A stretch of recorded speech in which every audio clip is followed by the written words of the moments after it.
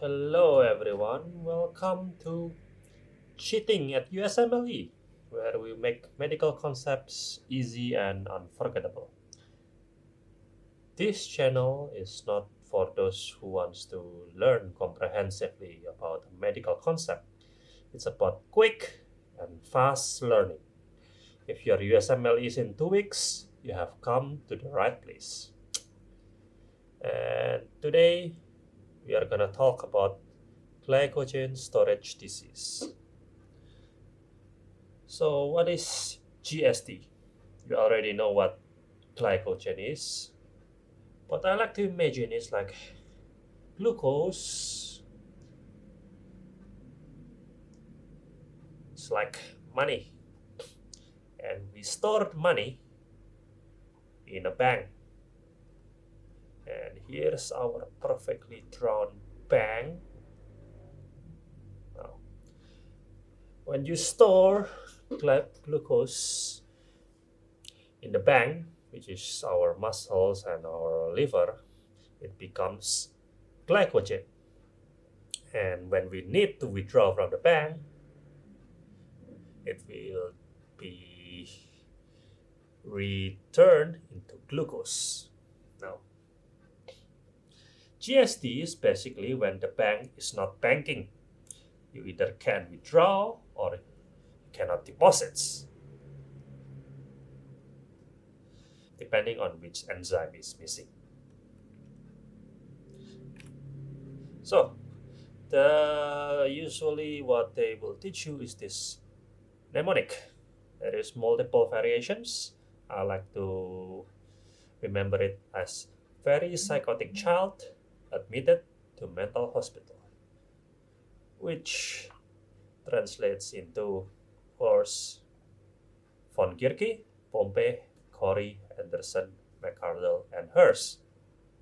Now, unfortunately, this mnemonic does not actually help you answer any of the USMLE questions because this is not what is tested.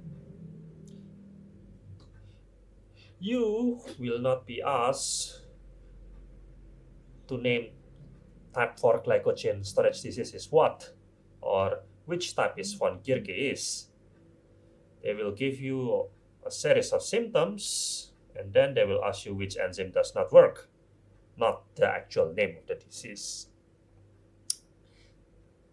So, we should figure out the quick and clinical views.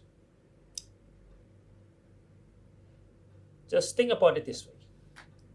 Like what we said before, glycogen is stored in either muscles or in the liver. So the symptoms will be appearing in the muscles, any kind of muscles, and in the liver. Let's start with the usually in the textbook or in the first set, you will see this kind of table.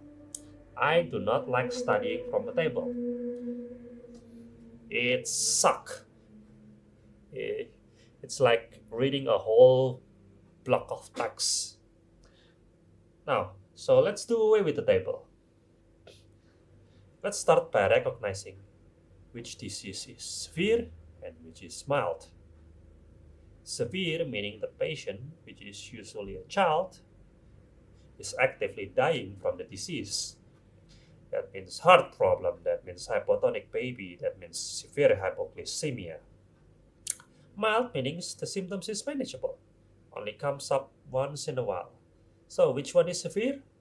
Well, fortunately, it is exactly divided equally. There is 3 severe one and 3 mild one. So the severe one is von Gierke, Pompey, and you think it will be Corey, but no, it's actually the Anderson that is severe. And the mild one is Corey, McCardles, and Hurst. So 3 is severe and 3 is mild. Let's start with the mild one and start filling up the symptoms over here. So I like to remember as M&M, that means McCardles, and H&H. M&M means McArdle's is muscles. So the muscle is the one that is having a problem. And hers means it was the hepatic that is having the problem. So on McArdle's, we will have muscle ache. And myoglobinuria, which is when the myoglobin from your muscles is leaking into the plasma and eventually to the urine. That's McArdle's. And hers will be hepatic, which causes hepatomegaly. Big liver. Super easy. Very inconvenience. Secondly, we will talk about the switch one. I like to remember this as A, B, C, D. Anderson will have problems in the branching enzyme.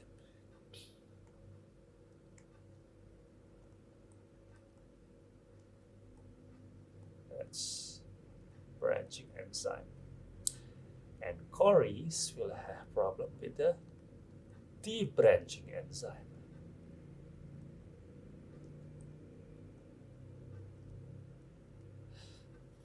So, Corey will usually have mild hypoglycemia, while Anderson cannot store glycogen effectively, which usually causes early death. Now, I like to remember that the most famous Anderson is Hans Christian Andersen, whom wrote My Little Mermaid, and if you read his original story, the ending is kind of messed up. That's how I remember Anderson is severe and Corey is mild. Comment below if you actually want to know the reason why Anderson is severe and Corey is mild. And finally, the last two severe one is von Kirke and Pompey. Now, I like to remember von Kirke Fiji makes your liver very great. Once again, that's hepatomegaly.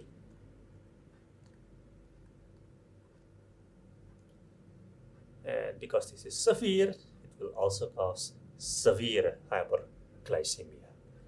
While Pompey, well, I like to remember that your heart pumps. So, Pompey will cause heart failure. Super easy, barely inconvenience.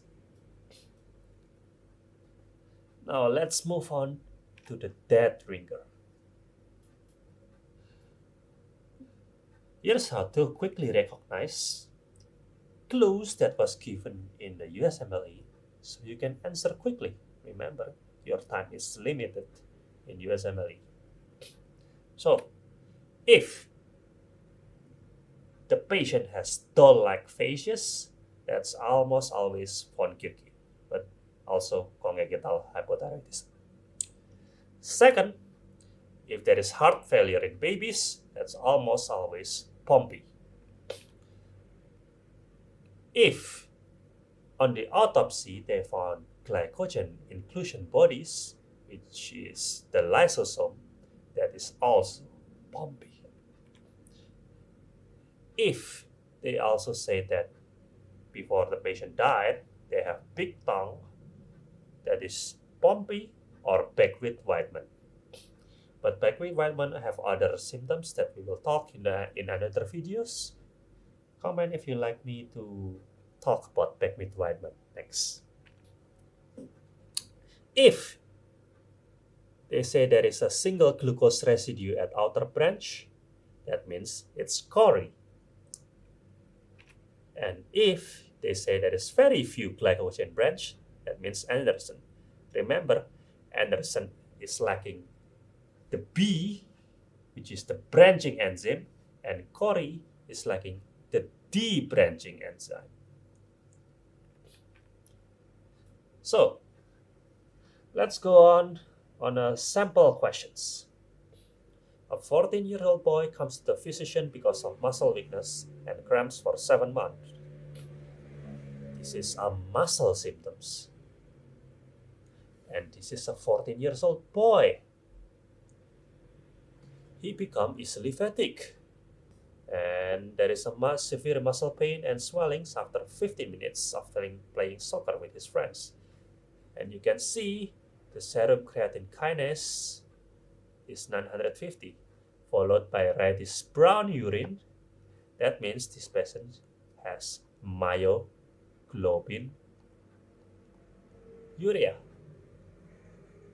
Oh, that's myoglobinuria. So, just from this, we don't even need to see the multiple choice questions. We already know what this patient have, that is McArdle. That's it. Super easy, barely inconvenience. If this video helped you, hit that like button, subscribe for more medical school hacks, and drop a comment on which topic you want to see simplified next. Thanks for watching. I'll see you in the next video. Bye-bye.